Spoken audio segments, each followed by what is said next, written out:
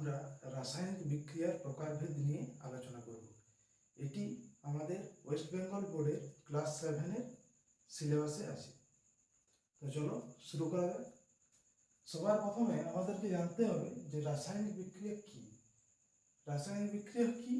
যে প্রক্রিয়ায় একটি পদার্থ ভেঙে গিয়ে অথবা একাধিক পদার্থ যুক্ত হয়ে নতুন ধর্ম বিশিষ্ট এক বা একাধিক পদার্থ উৎপন্ন করে, সেই প্রক্রিয়াকেই বলা হয় রাসায়নিক বিক্রিয়া। তাহলে রাসায়নিক বিক্রিয়া কি হয়? হয় একটি পদার্থ ভেঙে গিয়ে একাধিক পদার্থ উৎপন্ন করে, অথবা একাধিক পদার্থ যুক্ত হয়ে এক বা একাধিক পদার্থ উৎপন্ন করে। তো রাসায়নিক বিক্রিয়ায় যেসব পদার্থগুলি যুক্ত হয় বা ব্যবহৃত হয়, সেইগুলিকে বলা হয় বিক্রিয়ক পদার্থ।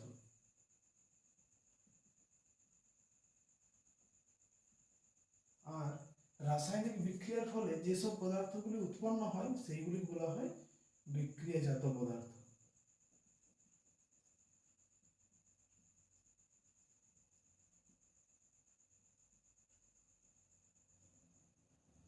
এই রাসায়নিক বিক্রিয়া ঘটার জন্য অনেক সময় অনেক শর্তের প্রয়োজন হয়, যেমন তাপ প্রয়োজন হয়, অনেক ক্ষেত্রে অনুঘটক প্রয়োজন হয়, বা আরো অন্যান্য পদার্থ প্রয়োজন হয়। তাহলে এখন দেখি রাসায়নিক বিক্রিয়াকে আমরা প্রধানত 5 ভাগে ভাগ করতে পারি। সবার প্রথমে প্রত্যক্ষ সংযোগ বিক্রিয়া। প্রত্যক্ষ সংযোগ বিক্রিয়া।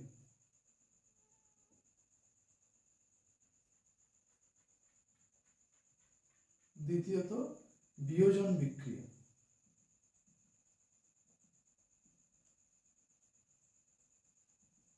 তিন নম্বর প্রতিস্থাপন বিক্রিয়া।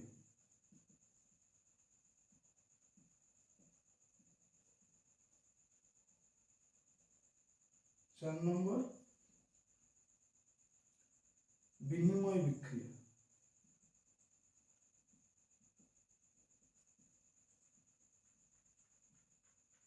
পাঁচ নম্বর অ্যাসিড ক্ষার বিক্রিয়া।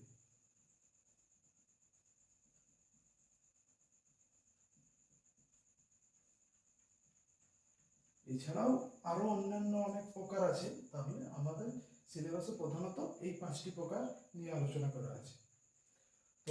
দেখো, প্রত্যক্ষ সংযোগ বিক্রিয়া, এক্ষেত্রে কি হয়? একাধিক পদার্থ যুক্ত হয়ে একটি পদার্থ উৎপন্ন করে। এই ধরনের বিক্রিয়াগুলোকে বলা হয় প্রত্যক্ষ সংযোগ বিক্রিয়া। সাধারণত এক্ষেত্রে বিক্রিয়াজাত পদার্থ একটি হয় এবং বিক্রিয়ক পদার্থ একের বেশি হয়। দেখো, প্রথম উদাহরণটাতে যদি আমরা দেখি, দেখো বিক্রিয়ক পদার্থ এখানে দুটো, বিক্রিয়াজাত পদার্থ একটি। এক্ষেত্রে কার্বন আর অক্সিজেন যুক্ত হয়ে কার্বন ডাই অক্সাইড উৎপন্ন করেছে।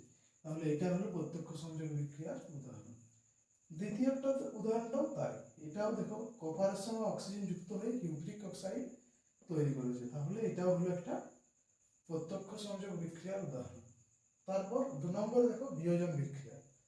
যে বিক্রিয়ায় একটি পদার্থ বিয়োজিত হয়ে একাধিক পদার্থ উৎপন্ন করে, সেই বিক্রিয়াটাকে বলা হয় বিয়োজন বিক্রিয়া। দেখো এই উদাহরণটা 3 নম্বর উদাহরণটাতে যদি আমরা দেখি, তাহলে দেখতে পাবো, দেখো ক্যালসিয়াম কার্বনেটকে উত্তপ্ত করা হয়েছে, তার ফলে কি উৎপন্ন হয়েছে? CaO+O2। তাহলে এক্ষেত্রে ক্যালসিয়াম কার্বনেট বিয়োজিত হয়ে দুটি পদার্থ উৎপন্ন করেছে। এটি হলো বিয়োজন বিক্রিয়ার উদাহরণ। তারপর 3 নম্বরে আমাদের কি আছে? প্রতিস্থাপন বিক্রিয়া। প্রতিস্থাপন বিক্রিয়াটা কি? যে বিক্রিয়ায় কোন একটি যৌগ থেকে অন্য কোনো মৌলকে প্রতিস্থাপিত করে, তাকে বলা হয় প্রতিস্থাপন বিক্রিয়া। যেমন এক্ষেত্রে হাইড্রোজেন, এই যৌগটা থেকে হাইড্রোজেনকে এই যৌগটা প্রতিস্থাপিত করেছে, দিয়ে এখানে দেখো H2 এর স্থানে Zn চলে এসছে, আর H2 আলাদাভাবে বেরিয়ে গেছে। তার মানে এই যৌগটাতে জিঙ্ক মানে Zn এই যৌগটার থেকে H2 কে প্রতিস্থাপিত করেছে। তাহলে এটা হলো প্রতিস্থাপন বিক্রিয়ার উদাহরণ। 4 নম্বরটা প্রতিস্থাপন বিক্রিয়ার উদাহরণ। তারপর কি? বিনিময় বিক্রিয়া।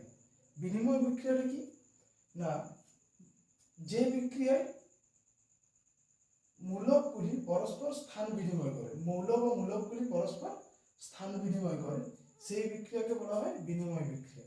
যেমন এই উদাহরণটা একটু চেঞ্জ হচ্ছে,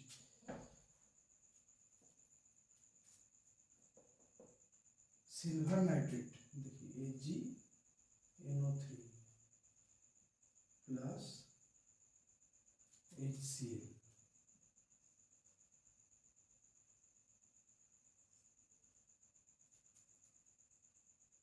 AgCl প্লাস HNO3।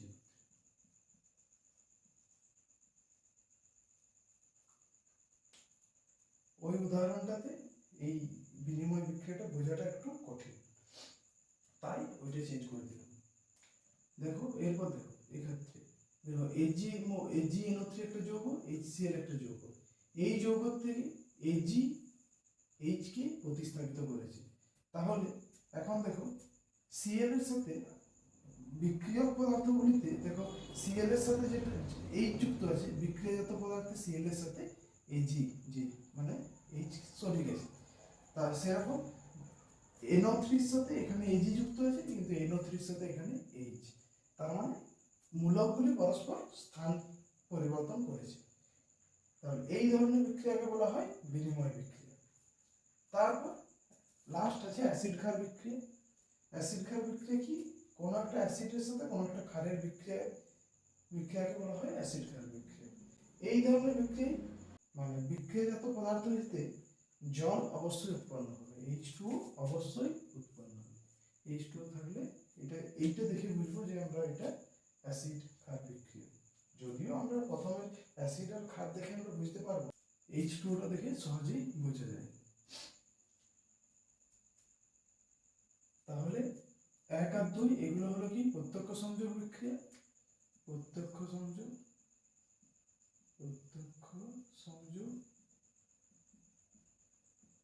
এটা বিয়োজন, এটা প্রতিস্থাপন, এইটা বিনিময়, আর এইটা অ্যাসিড।